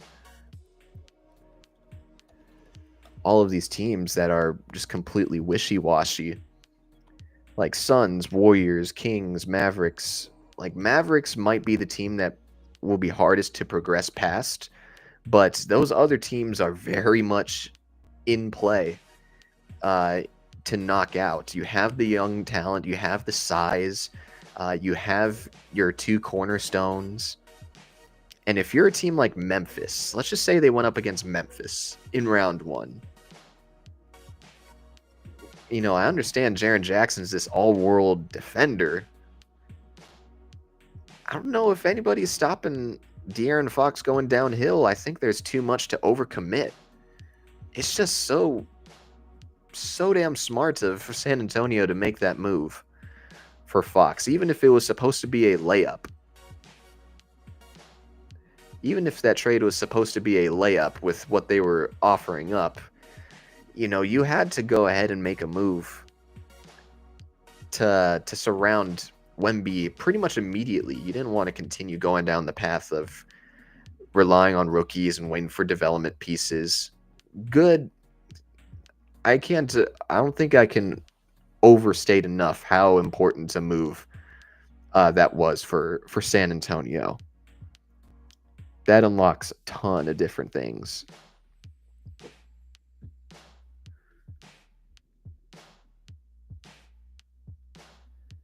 So yeah, guys, give me some questions, man. I am gonna wrap up here in the next maybe 20-30 minutes as I'm getting ready for work, and we're still waiting for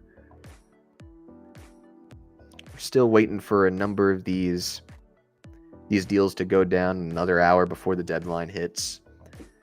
I think after this I'll upload this audio onto Spotify and onto Google Podcast, Apple Podcast.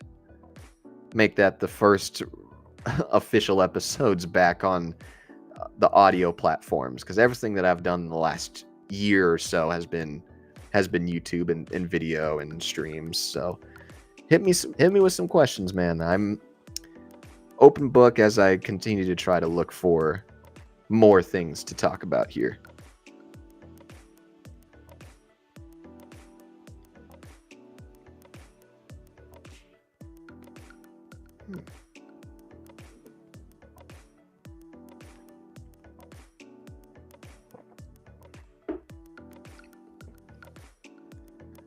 I will say though, I did want Houston to make a move too. I continue to talk about the Suns' mistakes in the past, them not pouncing on, you know, the weaknesses that they had in the middle of the season, and to see that all, you know, cost them in the long run. That's the disappointing aspect of it all.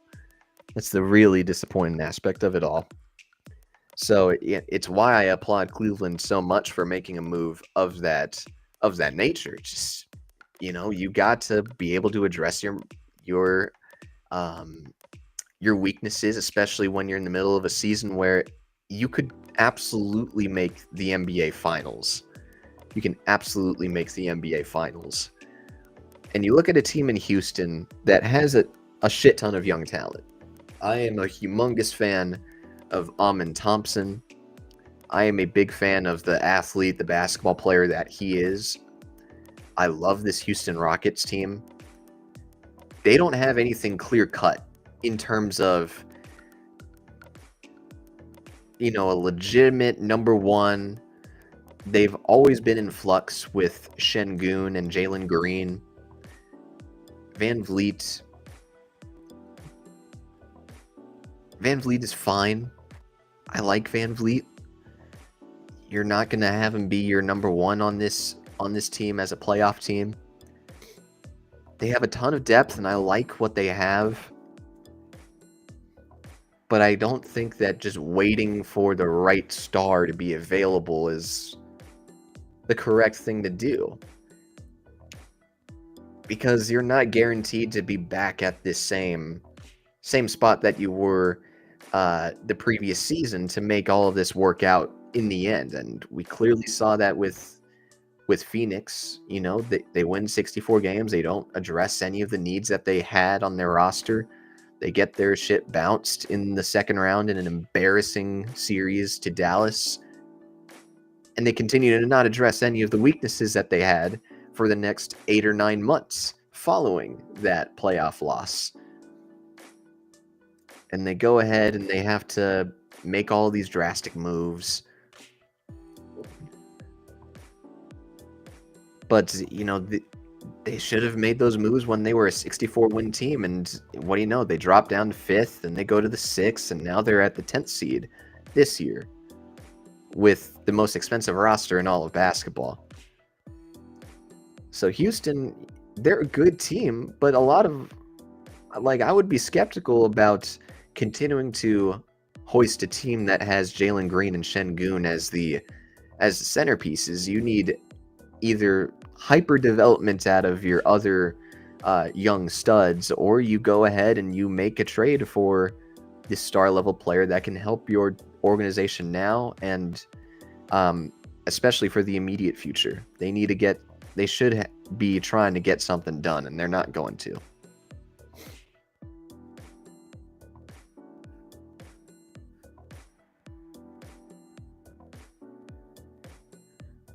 What trade can you see happening next? Huh. It's a good question. It's a good question. I'm gonna have to look at this rumor mill, because if I were to say like the best possible player, I would like to think Cam Johnson. I just don't really believe that. I don't really believe that Phoenix, Jesus Christ. I don't believe that a player of that caliber for Brooklyn wouldn't command multiple picks. I don't believe that they truly want to keep him as a cornerstone over in Brooklyn. Ultimately, you have this 20 point per game, 29-year-old floor spacer averaging the best shooting season of his career, having the best shooting season of his career, and you go ahead and you don't pounce on that opportunity. That's the best possible player. What I think will happen next, man, that's a tough thing to predict, man. Like, if I were to look at some of the sellers, because that's where I'm ultimately looking. Like, I'm looking at Toronto still. I'm still looking at Brooklyn for sure. Charlotte. I mean, Charlotte already gave up every single last one of their pieces that they had. I would have said Portland maybe last week, but Portland is playing the best basketball of their lives right now. I mean, they're 9-1 and a top-rated defense across the board. Man.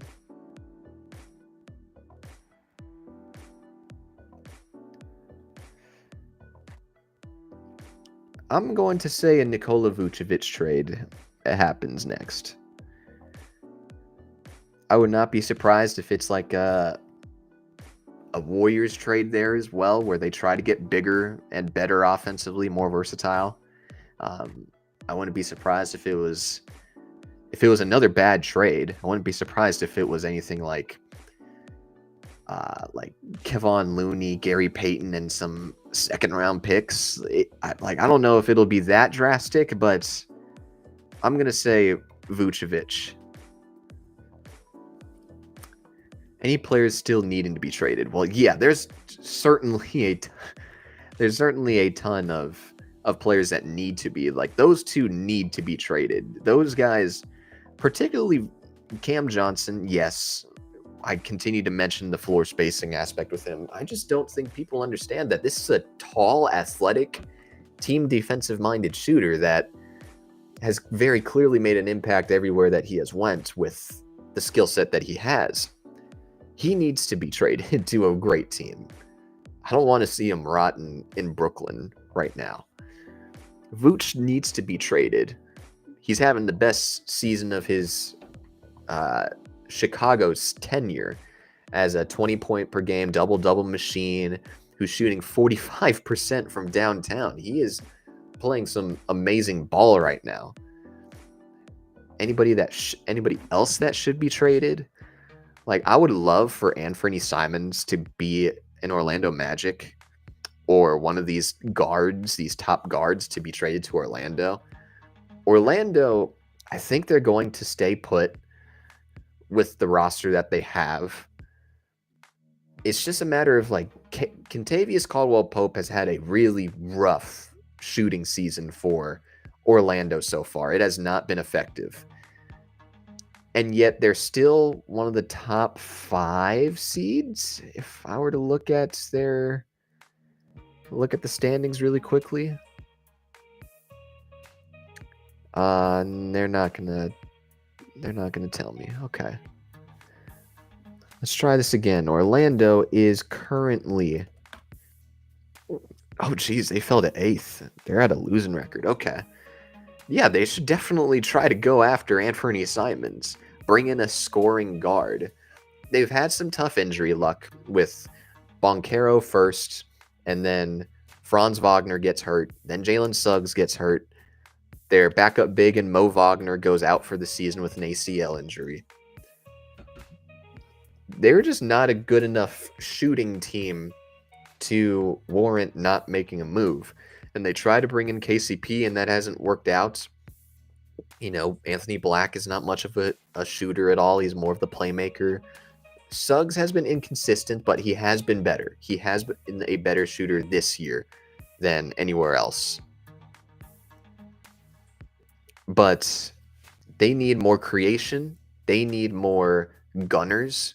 And Anthony Simons is an absolute gunner. If I were to look at his 3-point attempts per game this season, I can guarantee that we're at around 9 to 10 3-pointers per game, because that man knows he needs to get up those shots.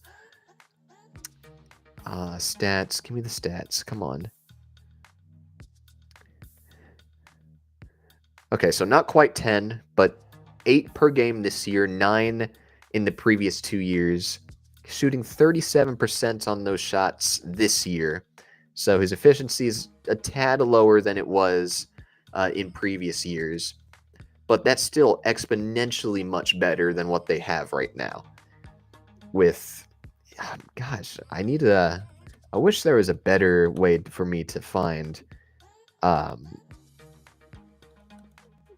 these stats, because I don't want to keep interrupting everything that I'm saying with a Google search.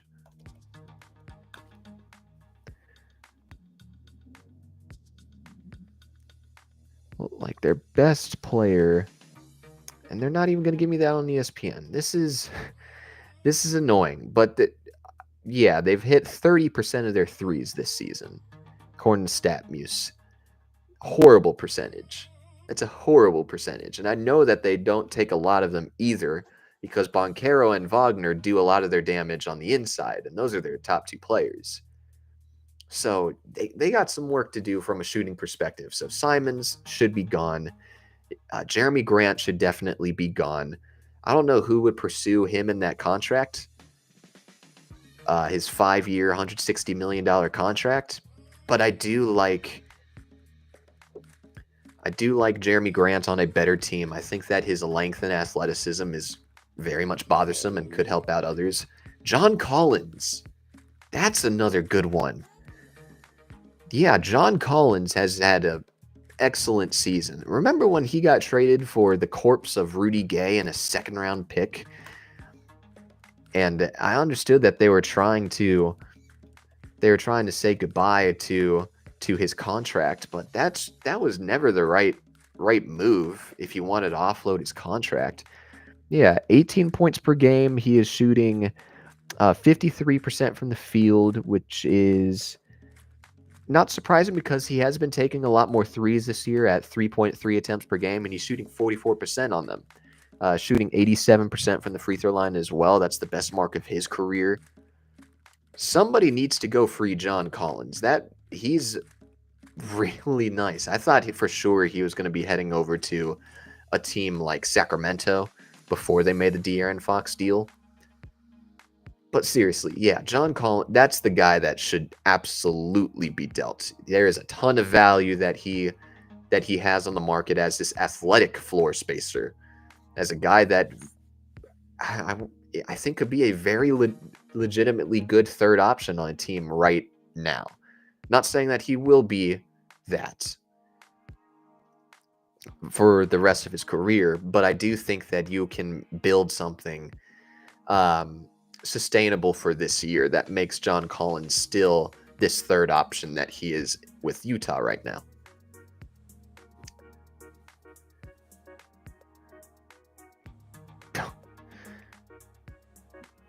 And the Suns aren't going to do anything else. Okay. Yeah, I'm looking forward to this offseason. There's the fact that there's 32 games left of this BS is insanity. Insanity to not make anything big as that. Think about it like this. They traded their, like, Carson, since I see that you're the only one here. They turned their only number 1 overall pick in franchise history, a 3-and-D wing that everybody loved from a fan perspective, and he didn't even play a single regular season minute for Phoenix. We just saw his preseason stuff and his summer league stuff in Tumani Kamara, who has since been named the heart and soul of this Portland Trailblazers franchise. And we give up a first-round pick for Cody Martin, Vasi Micic, and Grayson Allen. That's essentially what we've turned that out to be. Man. I know that I vent a lot to you, Carson, but I vent a lot to everybody else that I talk to about how destructive that trade was. And I remember talking about the Bradley Beal trade when it first happened, when I told folks that, hey, don't judge this deal until they make their secondary moves, mainly alluding to the DeAndre Ayton trade, but also in free agency. And to see every single move that they make blow up in their face, and in turn blow up that Bradley Beal trade,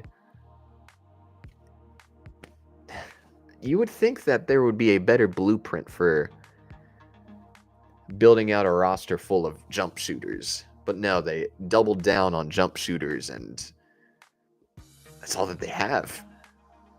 That's all that they have.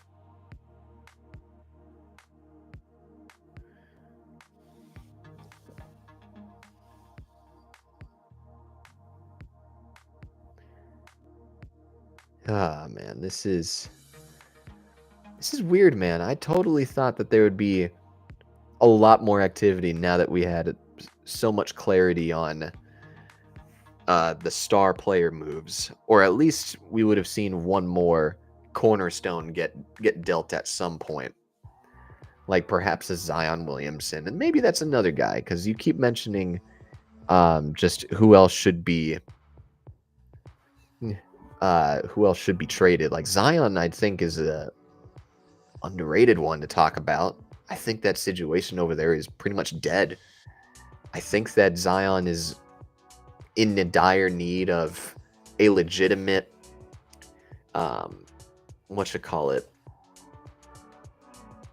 they're in a dire need of a rebuild and a reset, because everything that they have tried to do in terms of managing his health has completely backfired in the form of continuing to worsen his health. So, there should be a move there for Zion, too, if there ever was. Hilariously, and I say this sarcastically, go ahead and trade Kevin Durant for Zion Williamson. Like, bring back a future for this organization.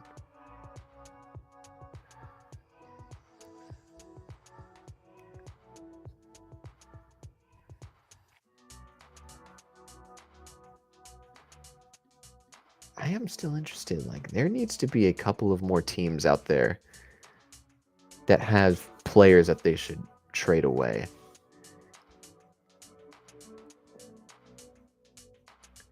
Perhaps Philly needs to blow everything up. And that's just being drastic for sure. Yeah, those are the main guys that I think. Cam Johnson, Vucevic, perhaps Zion, Anthony Simons, Jeremy Grant. Sabonis.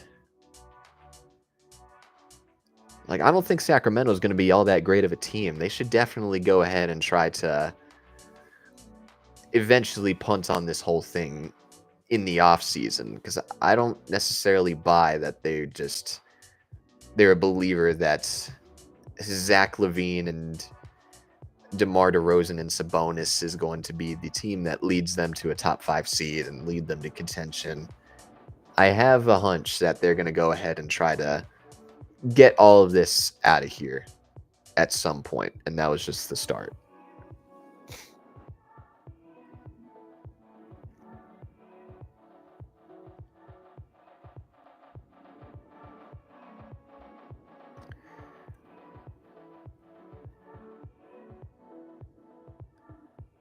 Yeah, what a slap in the face for Phoenix, man. That's not doing anything. That's a big slap in the face. That's punting on the season. Man, that sucks. That sucks.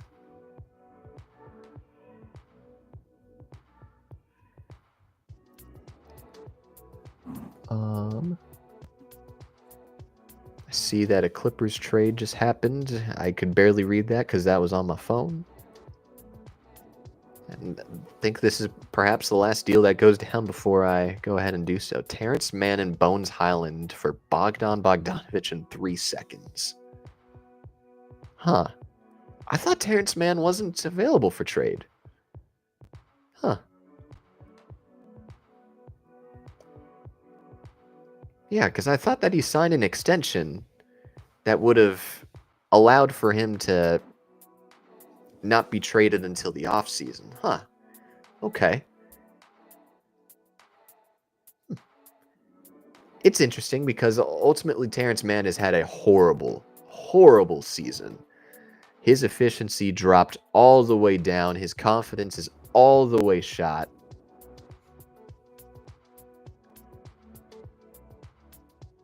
Yeah, like last year he was 52, 35, 83 shooting splits on about 9 points per game. Now he's at 45, 34, 72 splits on 6 points per game. And he very clearly lost the trust of Ty Lue with him being completely out of the rotation for Chris Dunn and Derek Jones Jr., 2 guys that are better fits next to Kawhi Leonard and James Harden and Zubats. It's interesting that they go ahead and they bring in another offensive-minded piece, especially now with Norman Powell taking the jump this year as a Norman Powell taking the jump as this 20-plus point per game hyper-efficient scorer. It's interesting that they take the gamble there. It's interesting that they were able to get back picks because ultimately this is like one man's trash trading for another man's trash. Because Mann has had a bad season. Bogdan's season has been horrible, shooting sub 40% from the field, about 30% from downtown on 10 points per game, which I think is the lowest since his rookie year. Maybe they're just a believer in Bones Highland as like as a younger backup point guard prospect. That's fascinating. That's really fascinating that they were able to get back draft capital for that because I didn't think that Mann was going to be all that movable. Bogdan for the Clippers. He's essentially just another outlet as a guard because ultimately Norman Powell plays a lot more wing. and he's like 6'4". So it's fascinating that he's able to continue to be that way. But otherwise, Kawhi Leonard hasn't entirely been amazing in his return, which was to be expected. Like, he's coming off of multiple knee injuries and still trying to get back up to speed. Harden has hilariously shot well below his normal efficiency rates, yet he has been perhaps the guy that has steered the ship for a majority of the season. But you see the inefficient shot making there. You see the efficiency of a guy such as Norman Powell, and you bring in another guy in Bogdanovich, who I think is pretty much in that same realm of efficiency with Harden. I think it's a fine move. Like, they were expecting Bones to be that for him years ago, and that has simply put not panned out at all. Bogdanovich provides a little bit more versatility with his height. He has a 6'11" wingspan that I wish that he would utilize more. He is a long athlete, and I think that he can absolutely go ahead and be a disruptor if he really wanted to be defensively. He's just not really that. He's a lot more slender. He's a lot more light than a bunch of the other players on that roster. I think the shot making at the 2-guard spot and being a taller one makes sense next to Chris Dunn off of the bench, or whichever other guard that they have coming off the bench. I think that it just does make sense to bring in another ball handler, somebody that, yes, is not very great right now, but does have a lot of confidence, irrational confidence in himself, and you could debate on whether that's good or bad, but I think it's fine. I think it's definitely fine for the Clippers. For the Hawks, the fact that you had to get rid of 3 seconds by taking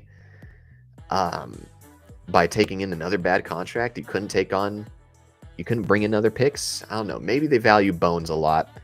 And, I could be able to understand that. Bones as a backup guard that can be a hyper efficient scorer. That was what they were expecting Kobe Bufkin to become, who was one of my guys in the draft a couple of years ago, and he just simply hasn't panned out at all. I think that if you're Atlanta, considering that you just don't have a backup point guard on the roster at all, or at least a normal one, it makes sense to bring in somebody like Bones and be somebody else that's worth taking a gamble on in terms of the shot making. I'm not sure how Terrence Mann is going to fare all that well here. I'm interested to see if that player and that contract ends up being moved at some point in the offseason, because right now there's not really a clear fit here where you have, those 2 guards that I mentioned, but Dyson Daniels has been the cornerstone backcourt partner next to Trae Young, which is perfect, mind you. That's a perfect pairing to put Daniels, this defensive-minded guard, this tall defensive-minded guard, next to perhaps the worst guard defender in all of basketball in Trae Young.